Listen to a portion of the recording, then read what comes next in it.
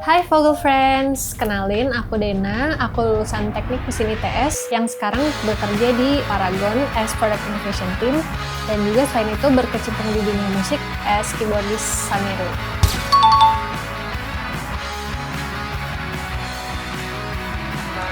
Penasaran gak sama cerita aku? Ikutin terus ya di Vogel Real Talk.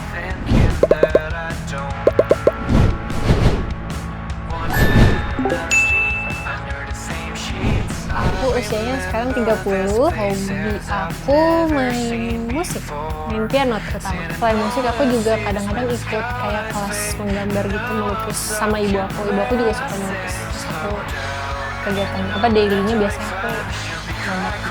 Sibukannya aku ngantor di Paragon as tim product innovation-nya di brand Emina. Aku ngerasa aku orangnya ambisius, tapi tetap chill juga, jadi tetap mainnya kita harus tetap fun, ngejalaninnya tetap happy. Aku sekarang ngerasa lagi excited banget sama hidup aku in general, dari kerjaan aku, terus hobi aku di musik juga, semuanya bikin aku happy dan balance juga, jadi aku tetap excited ngejalanin semuanya. Di fase hidup yang sekarang aku ngerasa happy overall, mungkin terutama karena kerjaan aku juga, terus di musik juga, semuanya kebalance, jadi aku excited ngejalanin semuanya. Mungkin di tengah kesibukan kantor dan segala pressure-nya yang sehari-hari dijalanin gitu ya, tetap grounded karena aku ngejalanin hobi aku as musician juga sih, sama mungkin support dari keluarga yang terpenting gitu. Awalnya waktu kecil aku les piano klasik dulu, mulai dari kecil banget, umur kayak 5 tahun gitu, terus sampai SMA aku masih les piano. Terus waktu SMA tuh aku mulai kenal main band gitu sama teman-teman gitu kan, terus aku mulai tertarik untuk mempelajari gitar, tapi seiring berjalannya waktu makin ngeband kayaknya aku balik lagi ke piano aja deh, karena aku lebih enjoy. Setelah itu aku jadi keyboardist tahun lalu. Itu tuh pertama kalinya aku diajak ngeband sama ada band lokal Indo namanya Magnolia Celebration. Nah itu tuh aku pertama kali nyadar kalau kayaknya aku cocok nih main keyboard di band kayak gitu kan. Terus setelah dari Magnolia Celebration itu ada beberapa band lain yang aku main bareng. Terus di tengah tahun lalu tuh baru sadar kayak sama adik aku ini, kayak apa kita bikin band berdua aja ya kayak gitu, karena kan ini udah lengkap semua nih, udah fasilitas sudah ada, terus dia juga suka main gitar sama vokal, aku juga keyboard, terus dia juga main drum segala macem. Ya udah bikin aja kali ya, record sendiri di rumah iseng-iseng kayak gitu. Ternyata enjoy pas dijalaninnya, dilanjutin ya jadi rilis si lagu pertama kita itu. Kalau asal usul nama Sameru, sebenarnya ada nama jalan yang memorable banget buat aku sama dia, aku namanya Jalan Semeru. Terus gara-gara itu kita jadi memutuskan buat apa kita masukin Semeru itu ya di nama band ini kayak gitu. Tapi kita nggak mau yang terlalu Semeru bahasa Indonesia banget, kita mau masukin aksen Jepang karena overall warna musiknya tuh inspired dari musik Jepang juga kayak gitu, makanya kita ganti jadi Sameru kayak gitu. Dan di Jepang itu kata-kata Sameru itu juga ada artinya. Si Sameru tuh artinya kayak awakening gitu. Waktu itu tuh aku sama adik aku mikirnya kayak disadarkan sama keadaan bahwa akhirnya kita harus mewujudkan mimpi kita dari kecil as musician ini jadi band beneran gitu. Jadi kayak cocok loginya, ya udahlah awakening, nyadar gitu, kayak akhirnya kita harus mewujudkan mimpi ini gitu. Kalau buat band member aja itu berdua udah cukup. Tapi kalau misalkan live show itu tuh biasanya kita kayak rekrut additional dari luar gitu. Sebenarnya tergantung lagunya. Tapi kalau buat sekarang tuh so far ada aku tuh as main vocalist sama main bass. Akunya yang backing vocal sama main keyboard. Nanti kalau misalkan live show kita bakal rekrut kayak eksternal atau kayak teman-teman kita biasanya buat yang additionalin ngisi gitarnya 2 biasanya sama drummer, jadi berlima. Kalau lagu favorit Sameru jujur karena kita baru rilis 1 lagu yang Samerunya, jadi tuh ya itu jadi lagu favorit. Cuman ini kita lagi ongoing proses buat rilis 1 lagu lagi single, terus targetnya kita pengen rilis 1 album di tahun ini gitu. Cuman kalau misalkan yang manggungnya biasanya kita bawain single yang dari adek aku. Jadi adek aku tuh punya artis name juga gitu. Terus kita biasanya bawain itu gitu. Single pertama kita judulnya Cry Cry Cry, itu jadi lagu favorit kita juga. Aku ngerasa kayaknya karena passion dan aku seneng banget ngejalaninnya dari kecil juga, dan aku ngerasa selalu fun waktu main musik. Jadi aku ngerasa mungkin kayak escapism gitu ya, kayak dari huru-hara kehidupan kerja kantoran, kalau mau nyari yang refreshing atau kayak ya buat seneng-senengnya itu aku main musik kayak gitu. Jadi tuh dulu aku sempet les piano dari umur 5 tahun, terus kayak sempet ngerasa dipaksa juga sih sebenarnya sama orang tua ya, kayak waktu kecil kan emang mulai les piano ya ngikut-ngikut aja gitu kan, tapi mulai gede tuh makin ngerasa kayaknya passionnya bukan di piano klasik deh, cuman tetap lesnya tuh harus dilanjutin gitu. Dan yang waktu itu jadi pressure banget adalah cara main klasik yang kayaknya nggak cocok sama aku, karena aku harus ngafal si partiturnya, terus artikulasi harus jelas, nggak boleh improvisasi, terus juga cara manggungnya yang kayak hening, semua orang diem dan fokus di aku as classical pianist gitu kan. Menurut aku itu nggak cocok sama aku gitu. Seiring dengan berjalannya waktu, pas udah gede menyadari kayaknya ternyata passionnya lebih kayak band, yang full band, tipe musiknya juga bukan klasik, lebih ke yang pop, rock, yang kayak gitu. Jadinya akhirnya bisa nemuin celah di mana aku tetap main keyboard atau piano tapi tetap enjoy di panggung kayak gitu. Nggak tahu kenapa sekarang sebenarnya juga lumayan center of attention ya, maksudnya kan orang juga nonton gitu. Kayaknya vibe musiknya, karena cara performnya juga beda ya kan. Kalau misalkan piano klasik kan lebih serius, formal gitu kan, mungkin dari bajunya juga, terus cara masuknya, terus kayak attitude di atas panggungnya tuh ya yang serius, kaku lah gitu kan. Tapi kalau misalkan sekarang kan kalau dalam band lebih yang kayak ekspresif aja. Jadinya waktu jadi center of attention tadi tuh pikiran aku bukan yang kaku tadi, tapi kayak orang menikmati aku ekspresif justru kayak gitu. Mungkin kalau berkesan justru proses menuju ke sananya ya, kayak latihannya, workshop bikin lagunya, yang kayak gitu-gitu, yang malam-malam aku sama adik aku pulang kantor weekdays, terus kayak hari ini workshop nggak, mau nyelesain lirik ini nggak, mau record vokal lagi nggak, atau take keyboard ulang nggak, yang kayak gitu-gitu. Terus kayak selama prosesnya kita workshop di sini, di ruangan ini, itu tuh seru banget. Kayak mungkin adik juga ya, jadi kayak akrab, terus seru, have fun, ngobrolnya juga nggak capek, kayak bener-bener pulang kantor rekaman gitu, terus kayak sambil bercanda-bercanda, cerita-cerita juga kayak gitu. Yang bikin berkesan kalau perform bedanya sama workshop atau latihan di studio itu karena ketemu sama teman-teman baru, followers, fans gitu kan. Kayak interaksinya sama mereka tuh menyenangkan juga sih gitu. Mungkin itu yang nggak didapetin kalau workshop ya, kayak interaksi ke mereka sama komen-komen positifnya yang pada suka sama lagu kita, terus kayak ikut singlong misalnya kayak gitu. Terus nanti selesai perform foto-foto dulu, ngobrol-ngobrol dulu kayak gitu. Terus kalau misalkan lagi ngeband, mungkin aku ngerasa challenge-nya tuh di skill sama fasilitas gitu kali ya. Mungkin pressure-nya justru di challenge-nya itu sih, kayak banyak yang mesti dipelajarin lagi, banyak yang mesti dikulik kayak gitu. Tapi kalau misalkan ngeband sih overall justru lebih, proses kreatifnya justru lebih bisa jadi diri sendiri gitu ya. Karena ini kan band kita sendiri, kita yang own, kita yang konsep, kita yang mau arahnya kemana, gerak ke arah mana tuh kita yang nentuin sendiri gitu. Mungkin kalau di dunia profesional lebih kayak butuh banyak diskusi sama orang lain juga, terus pengambilan keputusan juga nggak dari kita sendiri, walaupun sama-sama kreatif ya di yang product innovation tadi gitu, cuman banyak pendapat yang harus kita ikut pertimbangkan juga gitulah. Kalau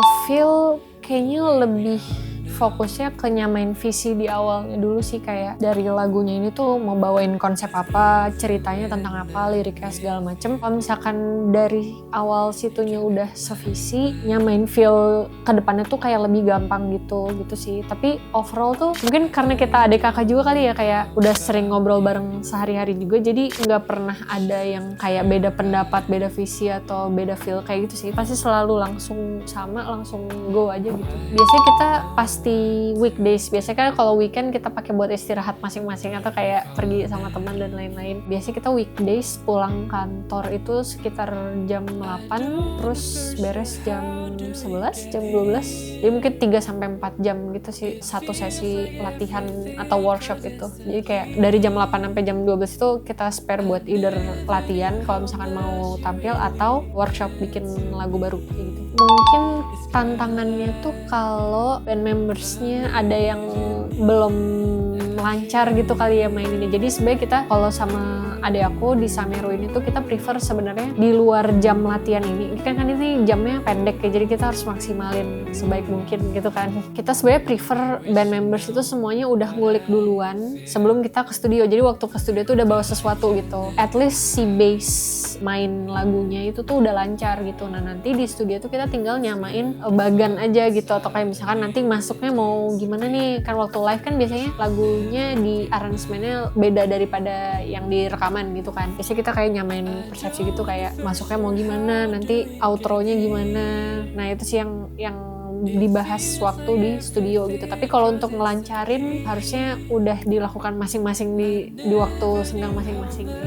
Jadi aku sama adik aku pertama workshop dulu buat nentuin tema-tema lagunya. Jadi kayak kita nge-plan dulu nih dalam satu album tuh ada lagu apa aja, berapa, dan temanya masing-masing tuh apa, warna suaranya dan segala macam juga sih kadang-kadang. Terus setelah itu kita nentuin kita mau ngerjain lagu yang mana dulu. Misalnya lagu ketiga gitu ya, berdasarkan tema yang udah kita sepakati sebelumnya. Nah kita mulai dari songwriting tuh dari lyrics dulu. Kita ini tujuannya kayak buat memperkaya kata-katanya, kosakata yang dipakai. Jadi kita memutuskan untuk kita masing-masing bikin lirik sendiri-sendiri. Jadi kita kasih waktu kayak 2 hari 3 hari kita bikin lirik masing-masing berdasarkan cerita masing-masing dan point of view masing-masing terkait si konsep tadi. Terus baru di hari keempat misalnya kita ketemu lagi buat workshop tuh kita saling cerita gitu, kayak menurut aku konsep ini relate-nya ke aku tuh karena cerita gini.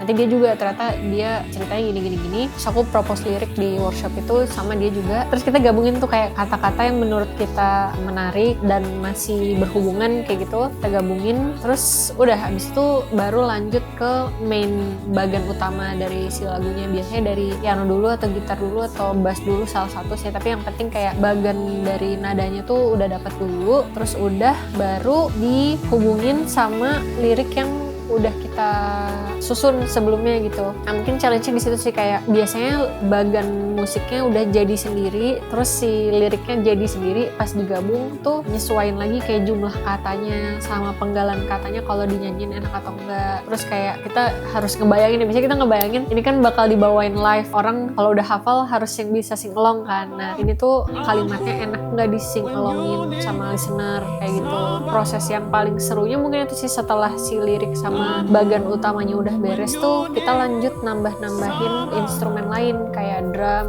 sama gitar sama keyboard sama bass yang belum gitu. Nah itu tuh proses yang sangat menyenangkan karena itu kita bener-bener ekspresif aja, kayak ngelepas aja semuanya, kayak bebas. Teori-teori gitu tuh udah nggak ada lagi di situ, kayak mau mencet ngasal tuh ada beberapa part yang aku kayak udah ini di ceng gitu aja gitu, nggak ada teorinya. Terus kayak bahkan kita sempat di single kedua ini nanti tuh kita kayak bikin voice note, rekaman kita ketawa-tawa doang pas lagi latihan, di mixingnya kayak dikasih efek suara, terus habis itu kita masukin ke lagunya. Jadi itu kayak bagian dari proses waktu itu kita rekaman loh kayak gitu sih. Itu yang bikin seru itu sih, kayak part dimana kita bisa ngasal tapi pas digabungin jadi bagus gitu. Waktu single pertama tuh lumayan lama ya, kayaknya setengah tahun, hampir setahun deh, karena itu kita masih belum nemu celahnya kali ya. Kayak kan kita proses recording sendiri, terus mixing mastering juga sendiri, jadi ada proses mengasah skill digital audio workstation-nya itu. Nah itu mungkin jadi challenge, jadi makanya yang bikin lama tuh itu. Jadi liriknya udah jadi, bagiannya udah jadi, tapi soundnya kok masih kurang enak, jadi kita mixing lagi.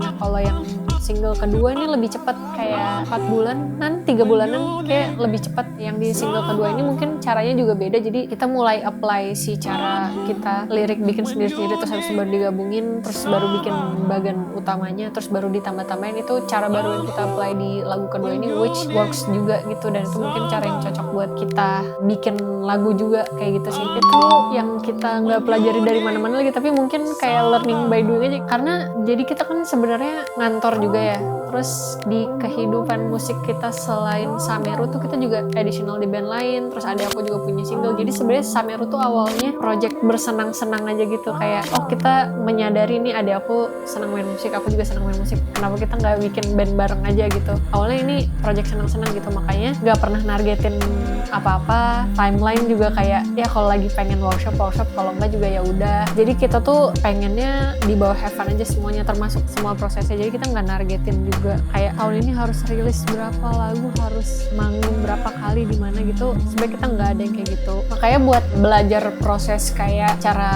nulis lagu ya, songwriting dan segala macam, sebenarnya kita nggak ada yang saklek ya. Mungkin kita si learning by doing tadi itu sih, jadi kayak yang menurut kita nyaman dilakukan ya kita lakukan itu aja. Jadi kita nggak mau bikin ini jadi pressure tambahan setelah kita kerja gitu kan, dari pekerjaan sehari-hari kita udah stres banget gitu, udah banyak tekanan, terus pulang ya harus ini tuh media kita bersenang-senang gitu, jangan sampai jadi ditargetin lagi, jadi pressure baru lagi kayak gitu. Kalau inspirasi single pertama tuh si Cry Cry Cry ini, itu tuh dari Catfish and the Bottlemen sama Royal Blood. Jadi dia less metal banget gitu, nggak terlalu yang kesana, tapi emang loncat-loncat seneng gitu. Tapi kalau yang single kedua itu tuh inspirasinya dari Bring Me The Horizon, jadi kayak agak lebih keras, lebih dark gitu. Warna suaranya kita tentuin di awal tuh waktu workshop, jadi mungkin lebih kebantu juga kalau kita tuh ngomongin tema, terus warna, biasanya dari warna sih. Kalau yang pertama tuh kayak pink biru gitu, kayak cute, kayak gemes. Kalau yang kedua tuh merah hitam gitu, jadi kayak langsung kebayang gitu loh, kayak vibes dari konsepnya tuh bahkan bisa kebayang banget bedanya gitu. Sebenarnya ada sih inspired dari genre metal, ada. Jadi kayak maksudnya band ini tuh overall tuh adalah kompilasi band-band kesukaan kita yang which mirip gitu, kayak tadi si Royal Blood, Muse, terus Catfish and the Bottlemen sama Bring Me The Horizon. Itu ya kita nyari tengah-tengahnya yang kita sama-sama suka semua gitu. Terus mungkin yang band-band punk yang kayak All Time Low, Simple Plan gitu tuh dulu itu juga bagian dari childhood kita gitu. Nah dari situ baru ditarik konsep yang bersenang-senang tadi ya, terserah mau warna lagunya kayak gimana. Karena menurut aku bahkan si single pertama dan kedua ini tuh sangat beda gitu vibesnya. Aku nggak ngerasa ada kemiripan di antara dua lagu ini gitu. Mungkin kalau mau disamain tuh kayak misalnya kita nyari ciri khas dari band Sameru ini, misalnya kayak keyboardnya arpeggio gitu. Udah di lagu pertama sama di lagu kedua dua-duanya harus ada, walaupun mungkin soundnya beda kayak gitu ya, tapi tetap ada gitu. Mungkin kita mempertahankan ciri khasnya di situ gitu, tapi totally different gitu sih dari single pertama yang lebih seneng, fun, lucu, gemes, pink biru gitu. Terus di single kedua yang lebih dark, metal, agak teriak-teriak, merah hitam gitu. Mungkin karena single pertama ini sekalian introduction juga ke band Samerunya, jadi kita mau bahwa kan tadi konsepsi Sameru tuh kan awakening gitu kan, jadi kayak kita menyadari kalau kayaknya kita harus start pursue musik ini gitu kan. Nah di single pertama ini Cry Cry Cry ini tuh ceritanya mirip kayak gitu, jadi kayak baru sadar kok aku selama ini santai-santai aja, aku tuh harusnya berjuang sampai nangis-nangis loh untuk achieve si dunia musik yang kita senangi ini gitu. Nah makanya dibuat lagu itu ya, mungkin pengennya relate ke orang lainnya in a way, kayak kejar mimpi kayak gitu misalnya, atau kayak kita nggak harus yang selalu santai-santai atau kayak nerima keadaan, kita kadang-kadang harus berjuang sampai nangis juga kayak gitu. Itu yang lagu pertama. Kalau misalnya yang lagu kedua tetap based on personal experience juga sih, tapi itu mungkin temanya lebih ke saat kita udah memutuskan untuk start pursue bidang musik ini, terus kita nerima komentar negatif yang nggak membangun gitu, atau mungkin komen ngasal aja gitu loh, yang akhirnya tuh berdampak ke kita as songwriter atau music producer gitu. Kayak lagunya itu ceritanya lebih kayak ini aku udah susah payah ngelakuin ini, tapi yang di komen malah hal lain, atau kayak aku ngerasa nggak di-appreciate sama jerih payah aku selama ini kayak gitu. Nah itu tuh warna lagunya tuh lebih kayak marah gitu. Kalau yang pertama kan kayak ya baru sadar, ayo berjuang gitu. Nah ini yang kayak udah ngeluarin effort segede gitu tapi tetap nggak di-appreciate juga kayak gitu. Sebenarnya mungkin ini jadi inspirasi di lagu kedua juga ya kan. Sebenarnya lagu kedua ini lebih ke ngomongin jerih payah yang tidak di-appreciate gitu. Nah asal mula si personal experience-nya adalah dari komen-komen yang kita terima yang mungkin bisa jadi negatif tapi tidak berhubungan dengan bandnya, dan menurut kita bukan komen yang membangun gitu. Jadi misalkan kayak kamu lebih cocok nyanyi yang kayak gini gitu misalnya genrenya. Kalau dibilang tantangan mungkin kita nggak nganggep itu tantangan ya. Mungkin kalau challenge pasti ada, kayak tadi misalkan skill atau kayak fasilitas yang kita nggak punya, tapi itu juga kita bisa achieve itu sih. Maksudnya skill juga kita bisa pelajari gitu. Tapi kalau misalnya dibilang tantangan juga enggak, karena mungkin balik lagi ini project bersenang-senang, jadi kita benar-benar menikmati semua prosesnya juga. Ya mungkin kita pasti pengen ya tahun ini main di festival atau kayak tahun ini keluarin album pasti ada, tapi kita nggak pernah nge-pressure diri kita untuk achieve itu gitu so far. Maksudnya as long as kita ngejalaninnya happy, enjoy, kita nggak ngerasa tantangan itu bakal menghambat kita gitu, kayak yang rasanya positif aja, baik-baik aja, senang-senang aja kayak gitu. Jadi ya udah kita jalanin kayak gitu. Jadi waktu itu setelah kerja 5 tahun, aku tuh sempet ada rencana mau apply S2 sebenarnya. Karena waktu itu aku mikirnya buat ngelanjutin karir aku di Indo nantinya setelah pulang dari S2 itu, aku ngambil jurusan yang nyambung sama kerjaan sekarang. Waktu itu sempet aku mau ngambil mechanical engineering lagi, ngelanjutin S1-nya. Tapi setelah 3 tahun, 4 tahun kerja, terus kayaknya udah susah untuk balik ke field engineering lagi. Jadi kayaknya lebih wise kalau misalkan pilih jurusan S2 yang lebih nyambung sama kerjaan sekarang. Jadi waktu itu aku ngambil jurusannya lebih kayak innovation management yang kayak gitu-gitu, sama desain yang kayak gitu-gitulah. Nah waktu itu sempet bingung antara mau lanjut apply S2 dan scholarship-nya atau lanjut di musik sebenarnya dan tetap kerja di tempat yang sekarang kayak gitu. Waktu itu sempet pilihan yang sulit dan sempet kayak ada momennya ngobrol sama orang tua dulu kayak ini baiknya kayak gimana, tapi ini kayak ngejalanin musiknya udah seneng banget, pengen ngelanjutin di sini, dan akhirnya memutuskan buat hold dulu si apply S2 dan scholarship-nya itu dan aku ngelanjutin musik. Nah nggak taunya musiknya sampai sekarang jalan, jadi kayak aku belum kepikiran untuk melanjutkan si persiapan S2 tadi kayak gitu. Ada aku mungkin ya, soalnya kan ya pasti ya karena bikin bandnya berdua sama dia, jadi pasti iya. Tapi selain itu juga karena banyak part-part di band ini tuh yang dia yang handle gitu, kayak upload ke digital music streaming platforms yang kayak gitu-gitu, terus kayak bikin kayak merch, logo, desain, terus photoshoot yang kayak gitu-gitu tuh banyak dia yang arrange kayak gitu. Terus ya mungkin sama orang tua sih, karena kan provide si supportnya sama semua fasilitas yang ada di studio ini kan dari orang tua juga kayak gitu.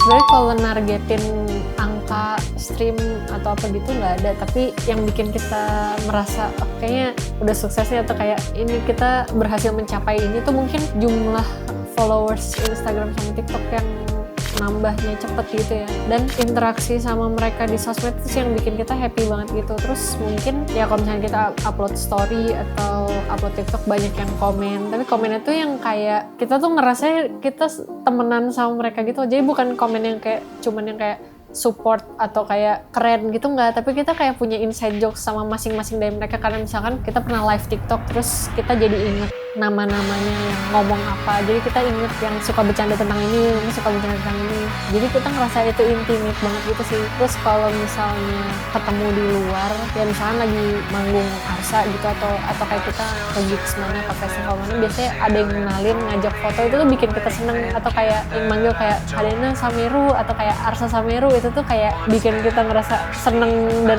ngerasa suksesnya tuh di situ gitu kalau misalkan dikenalin as Sameru ini.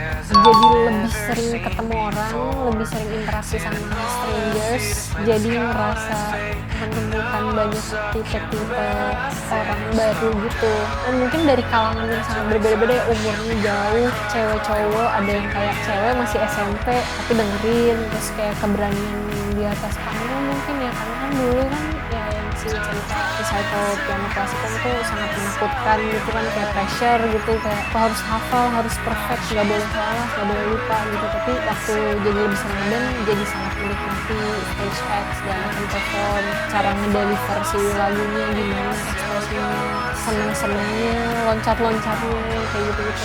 Mungkin dulu nggak ada experience itu, tapi sekarang jadi lebih berani, lebih seneng, lebih ekspresif gitu. Buat 5 tahun, 10 tahun ke depan, aku pengennya tetap sehat dan fit supaya aku masih tetap bisa ngelakuin ini dalam waktu yang sangat lama gitu. Terutama ini kan mungkin karena sama adik aku kan, jadi aku harapannya masih tetap bisa ngejalanin ini sampai umur aku udah tua. Tapi kayak aku harapannya semoga ini akan tetap selalu fun dan tetap akan menyenangkan 5 tahun sampai 10 tahun ke depan. Dan mungkin kalau misalkan harapan besarnya aku mulai dari tahun ini aku pengen mulai manggung festival yang gede-gede. Tapi ya selain itu jangka panjangnya aku aku tetap pengen bisa tetap melakukan ini dengan sehat dan seperti itu gitu. Aku sama Arsa, adik aku, sebenarnya kita ngefans banget sama Bring Me The Horizon tuh, terutama kita udah pernah nonton mereka konser juga di sini 2 kali, sama kemarin di bioskop sempet ada live-nya dia yang biggest show-nya dia gitu ya. Mungkin nyambung ke pertanyaan 5-10 tahun ke depan mau jadi kayak gimana, kita pengen jadi kayak Bring Me The Horizon, tapi kayak bener-bener overall-nya gitu, kayak warna musik, stage act, terus segede dia juga, terus sekemana-mana dia juga ya. Kalau misalnya dunia juga kan Bring Me The Horizon gitu. Terus semuanya sih bener-bener kayak kita suka semua aspek dari si Bring Me The Horizon ini, dari warna musiknya segala macam, sama panggungnya, dekorasi si panggungnya, terus the way dia ngedeliver si lagu-lagunya pas di panggung, loncat-loncatnya, style main musiknya juga kayak gitu. Kita sangat look up to Bring Me The Horizon dan kita pengen jadi segede dia juga. Amin.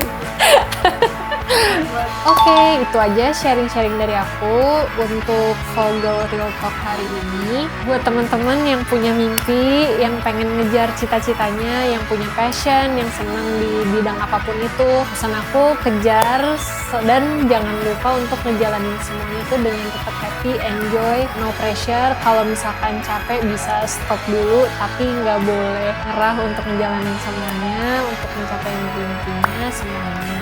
Oke, Vogel friends, see you di Vogel Real Talk episode berikutnya. Bye-bye, thank you. Vogel, you matter!